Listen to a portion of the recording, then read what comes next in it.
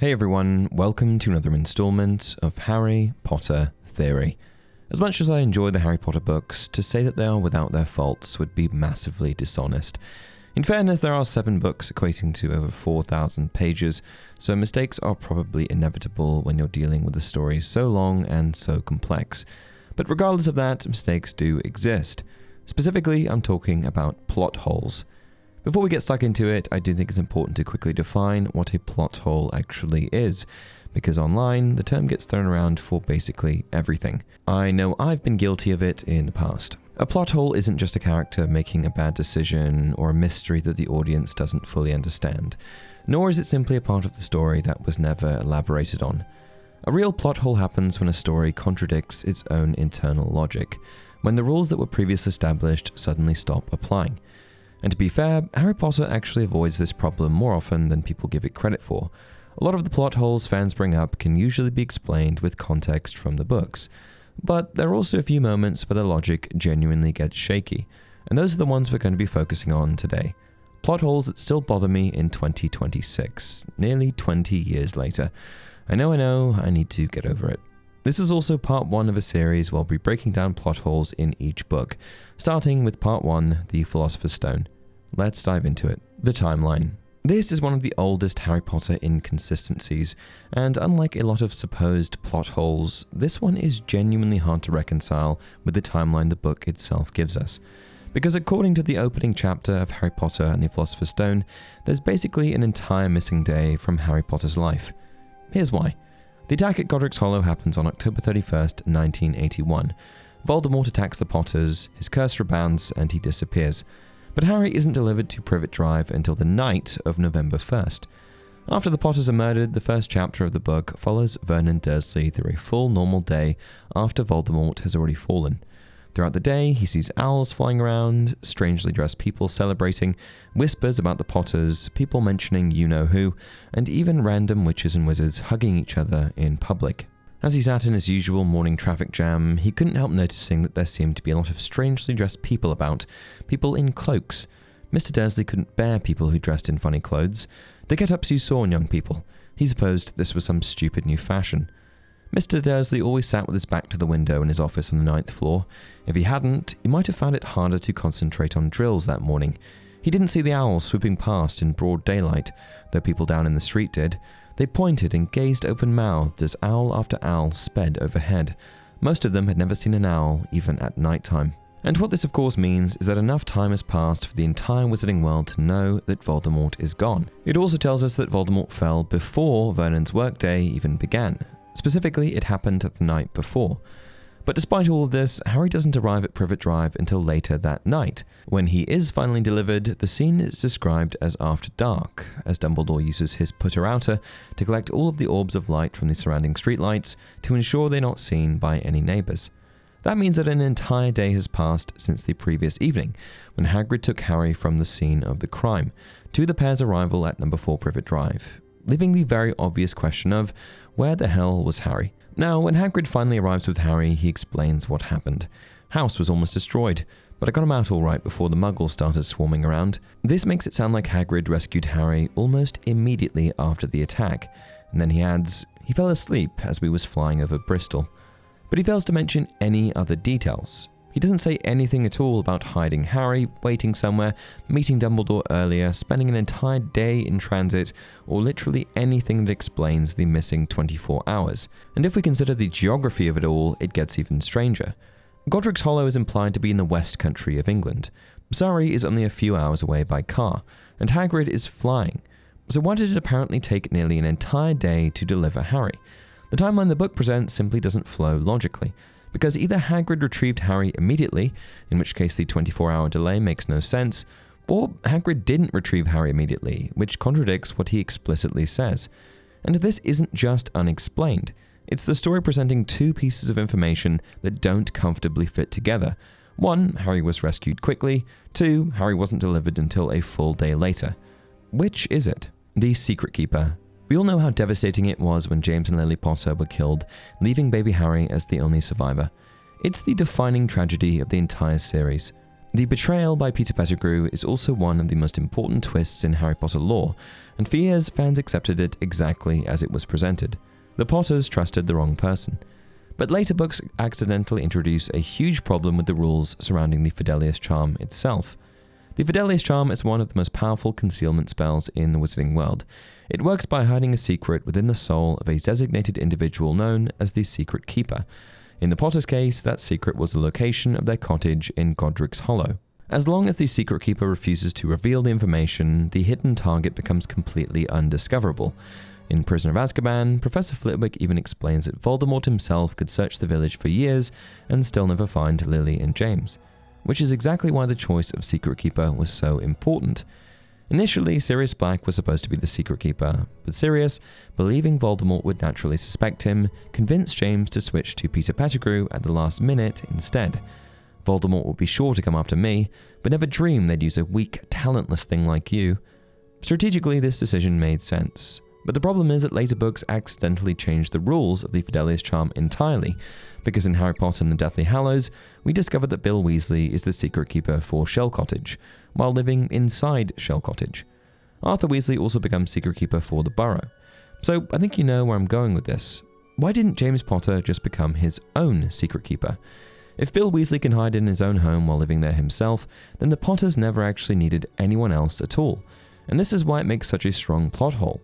Not because the Potters made a bad choice, not because Sirius made a mistake, and not because Pettigrew betrayed them, but because later canon introduces rules that make the original premise unnecessary. The earlier books very strongly imply, but in all fairness do not explicitly state, that the Fidelius Charm requires an external Secret Keeper. In fact, the entire emotional weight of Sirius Black's story depends on this assumption. But the later books tell us you can just be your own, which sort of breaks the logic of the original setup, and there's really no clean explanation for it. Now, to be fair, there is some ambiguity surrounding the exact mechanics of the Fidelius Charm. One possible explanation is that the Potters weren't simply hiding a house, but concealing themselves specifically. In Deathly Hallows, the Weasleys primarily used the charm to conceal locations, while the Potters may have been trying to hide the family itself. But even that explanation gets messy, because the books never clearly establish that these are fundamentally different versions of the spell. And if James Potter technically could have served as Secret Keeper for Godric's Hollow, then trusting Pettigrew instantly becomes far harder to justify. The Potters apparently chose to place the survival of their entire family into the hands of a third party with no real reason to. Ollivander's wand business. Near the beginning of Harry Potter and the Philosopher's Stone, during his very first visit to Diagon Alley, Harry heads to Ollivander's wand shop and buys his wand from Garrick Ollivander for 7 galleons. This is the established retail price. But later books accidentally create a major problem. Because in Harry Potter and the Half-Blood Prince, Slughorn casually mentions that unicorn hair is worth 10 galleons each. There's a passage in the books where it's mentioned that Hagrid had a whole skein of unicorn hairs just laying around. He was looking up at the ceiling from which a number of brass pots hung, and also a long, silky skein of bright white hair. That's never unicorn hair, Hagrid. Oh yeah, said Hagrid indifferently. Gets pulled out of their tails. They catch it on branches and stuff in the forest, you know? But my dear chap, do you know how much that's worth? I use it for binding and bandages and stuff if a creature gets injured, said Hagrid, shrugging. It's dead useful, very strong, see? Now, Ollivander's has been operating for a very long time and they have quite the established reputation. Ollivander in part attributes this to only using the best materials, and in the books he reveals that he only uses 3 primary wand cores: phoenix feather, unicorn hair, and dragon heartstring. Ollivander comes from a long line of wand makers. He is the expert in his field, and his family have supplied the wizarding world with honest and reliable wands for thousands of years. And it stands to reason that the most powerful and rarest creatures would provide the most powerful ingredients with which to create wands. I mean, why not? I'm not going to question his methods here. But if 1 unicorn hair is 10 galleons, and a handcrafted wand by an expert wand maker containing a unicorn hair costs 7 galleons, then something just isn't adding up. How can the magical core alone be worth more than the entire finished wand? What about the wood, the craftsmanship, the labor, the shop expenses, or even just Ollivander's expertise? If he's really using these materials, then Ollivander is operating at a perpetual loss for decades? Although Ollivander's was founded in 382 BC, it was Garrick specifically that introduced this new 3-core structure, but that still leaves decades of financial loss. But it gets worse, because wand shops are terrible businesses structurally. Most customers buy one wand at age 11 and keep it for life. The wand chooses the wizard. So unlike normal retail businesses, customers almost never return.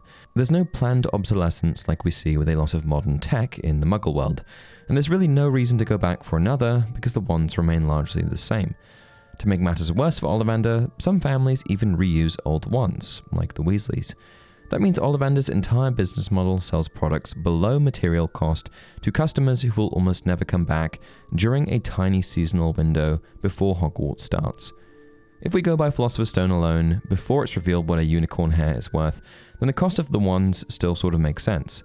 But the error here is that Half-Blood Prince accidentally introduces economic details that completely undermine the viability of the business model established in Philosopher's Stone.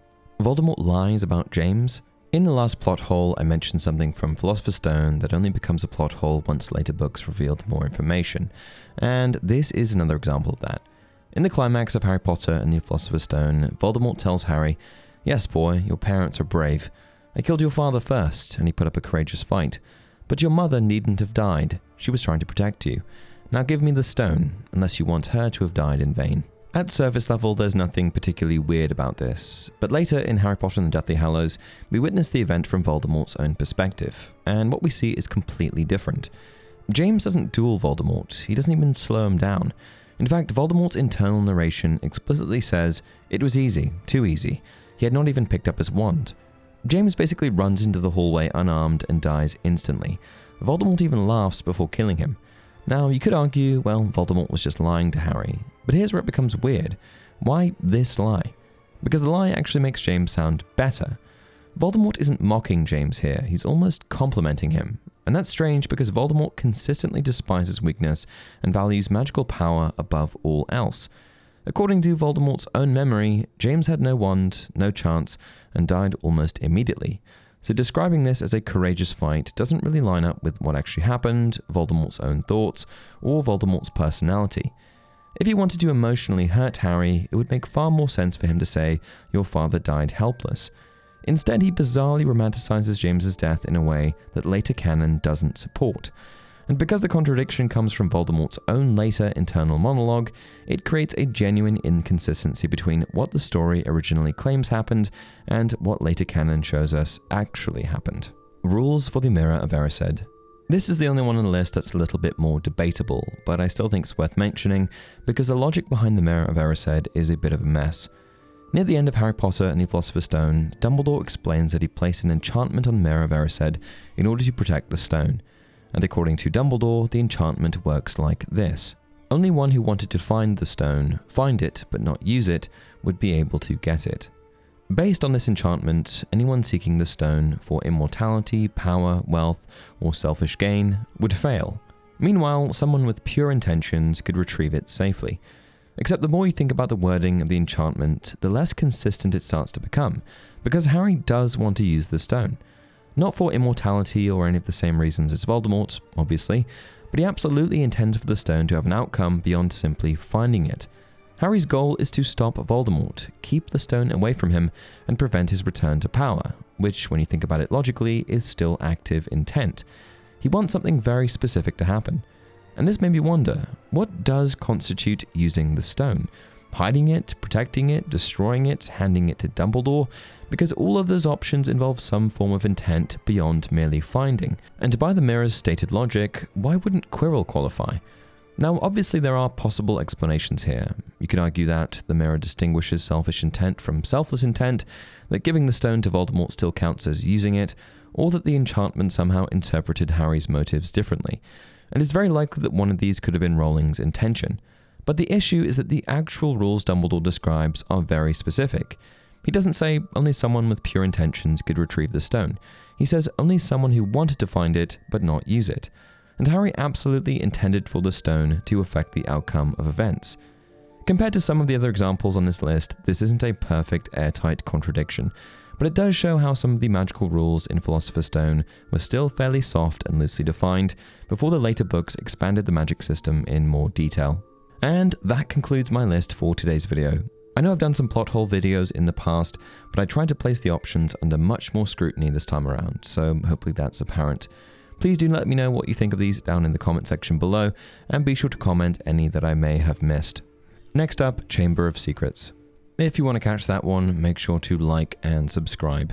Until next time, remember, it does not do to dwell on dreams and forget to live.